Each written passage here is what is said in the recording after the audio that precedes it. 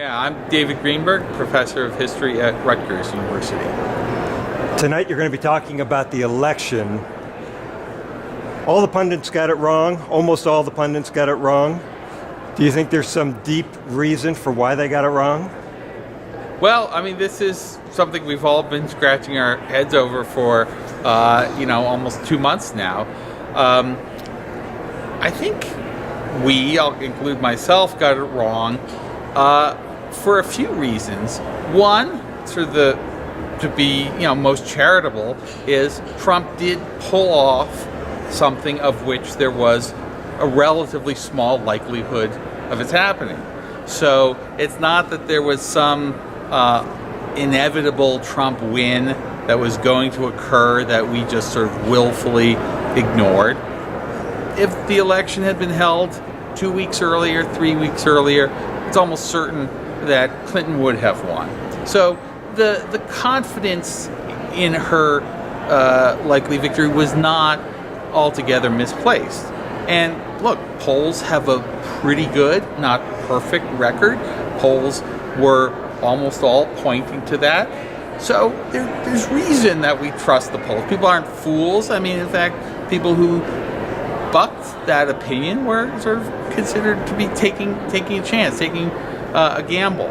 That said, I think there were also a lot of indications that we talk about the media bubbles that conservative ideologues or liberal ideologues inhabit, but there also is something of a bubble that the elite media and pundits and the political players occupy.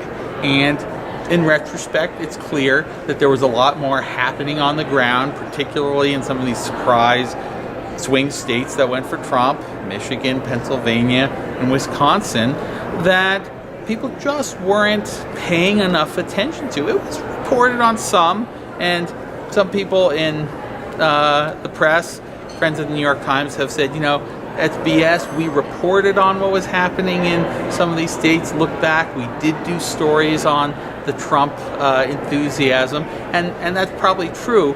But overall, that didn't quite register.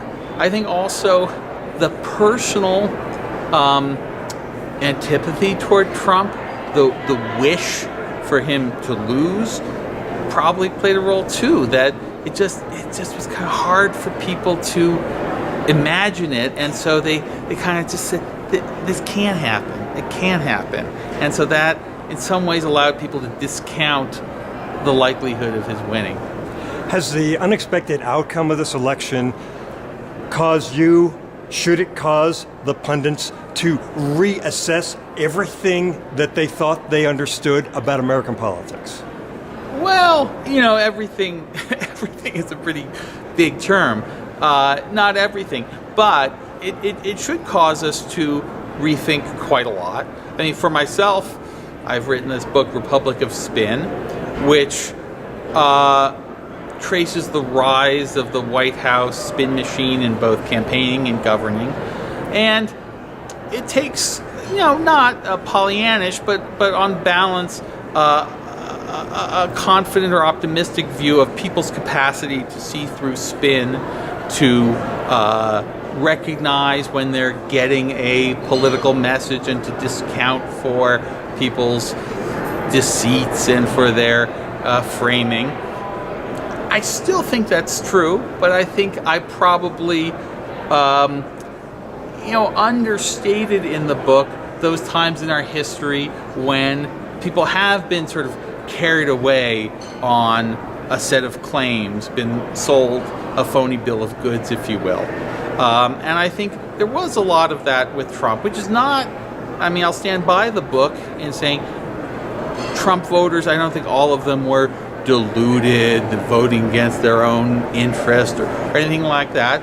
But we are seeing some stories now about people who are surprised to see Obamacare on the chopping block, and think, okay, well, Trump voters who are surprised. So we need to say, all right, so there was clearly not enough attention, and theories like the political scientist Sam Popkin's theories of sort of low information rationality start to break down in situations like that. I still think there's something to be said for low information rationality, which, to sum up, that voters can make informed decisions based on relatively little information because they have good proxies and good cues that they rely on to kind of show them where they want to come down. But that clearly that it's an imperfect system that breaks down. So I think in that sense, I at least am reassessing. The other thing, Rick, I'll say that I think really we should all be reassessing is the very strengths of our democracy. I mean, in a much more stark way, Trump, challenged, violated, shredded virtually every norm of political behavior, civil behavior, from the, brutal ways in which he just bullied and insulted his way to the nomination, including in face-to-face settings, the kind of open denigration of candidates that, even in the past with negative campaigning, this was different.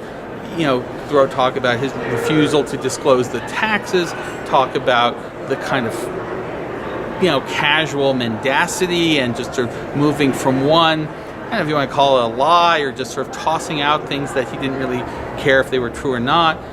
A whole series of things that normally we think this will hurt him.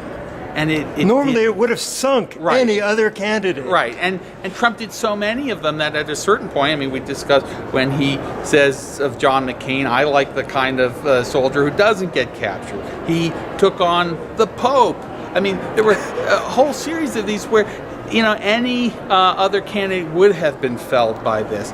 And the fact that there weren't, shows that these informal norms that we count on to enforce a certain realm of behavior, even within politics, which we expect to be rough and tumble and ugly, that they're malleable, they're breakable, they're not fixed, and it makes me worry about the future and how robust our norms and institutions and kind of common sense and gatekeepers are all going to be in upholding a decent politics in the future. I think you're onto something there. And I love, by the way, your line, casual mendacity. That's brilliant. That's a great metaphor. You could write a whole book on casual mendacity of Donald Trump. Forrest McDonald had a wonderful line in one of his books decades ago where he said the Constitution was this machine that would go of itself, to use Kaysen's line, and what was important about it was that you could put pygmies in charge of this machine and it would still run. Well, we're getting a test of that now. We're going to find out if it works when you put pygmies in charge. There was a very good piece right after the election in the New Yorker. I'm trying to remember who wrote it, reminding us of what happened in California after Schwarzenegger was elected. And, Schwarzenegger, while not quite as radical as Trump, represented similar impulses. I'd be happy to have Schwarzenegger president right now instead of Trump. Right. So he's a reasonable person in many ways, but he also was someone unschooled in politics who came in and was attempting some kind of wildly ambitious things, and there were figures in the kind of permanent government, bureaucrats, in this case I think it was the state treasurer, who sort of refused to undertake some of the demands that Schwarzenegger insisted on. And I think it pointed to an important line of defense that our system has, which is ultimately we are more than the president. The government is more than the president. There are lots of built-in procedures. There are little power centers. Somebody has to sign off on sending out the Social Security checks or on challenging this. And these individuals can kind of, in the aggregate, provide restraints on sort of Trump's worst ambitions. And we'll see if they do it, if they have the courage to do it, what kind of pushback or punishment there is when they do it. I think there will be a lot of these mini dramas playing out in different corners of the federal government that will be very interesting to see in the next 4 years. I hope you're right. Thank you, David. Thank you, Rick.